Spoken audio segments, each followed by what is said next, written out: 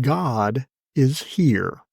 The problem is we forget. Find out how to remember that promise the next time you gather for worship in this episode of 5 Minutes Closer.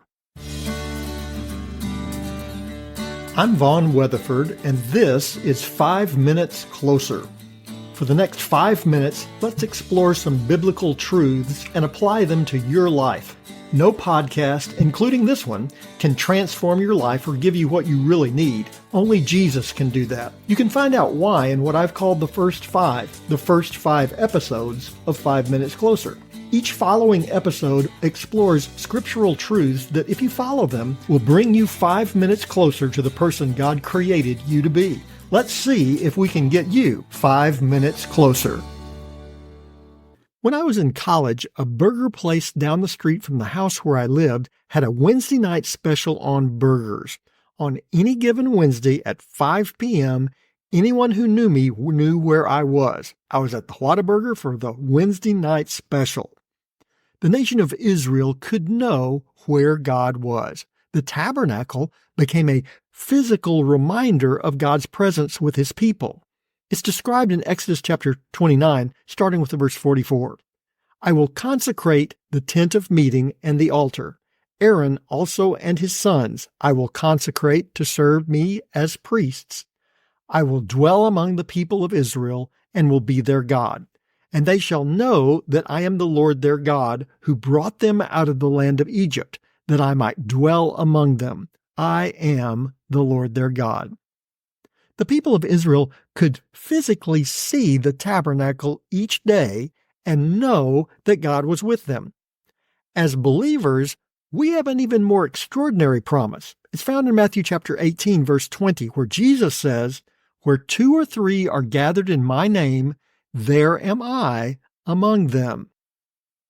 While driving through Kansas City with my family, we turned a corner and saw a huge crowd standing along the street. People were everywhere.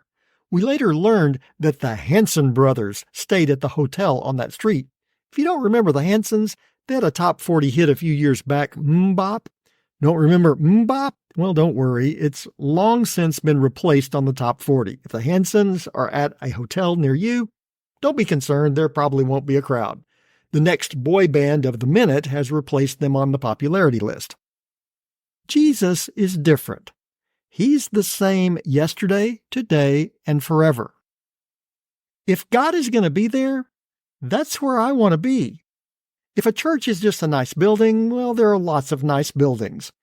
If church is just a friendly group of people, well, that's great, but there are a lot of friendly groups. If church is where we meet with God, that makes all the difference. The extraordinary promise is that God meets with us as we worship him. Not only that, but God wants to meet with us. That's why God delivered his people out of Egypt. He wanted them to know that he desired to be with them. Again, listen to what he says in verse 46 of Exodus chapter 29. And they shall know that I am the Lord their God, who brought them out of the land of Egypt, that I might dwell among them. I am the Lord their God. When we gather together for worship, sometimes we forget something significant. Jesus meets with us. The act of worship ought to be something we remember. We meet with Jesus. That was the significance of the tabernacle for the people of Israel. God was with them. God wanted to be with them. They could have avoided centuries of heartache if they had only remembered that one truth. We need to remember it too. We gather at church to see friends and family, to sing favorite songs, to pray, but most important of all, we gather to meet with Jesus. The next time you join with fellow believers for worship, remember why you're there, because now you're 5 minutes closer. My prayer is that these 5 minutes have challenged you, inspired you, and caused you to consider applying God's message for your life from his word. To find out more, visit our website at 5minutescloser.com. Join me next time to see if we can get you 5 minutes closer.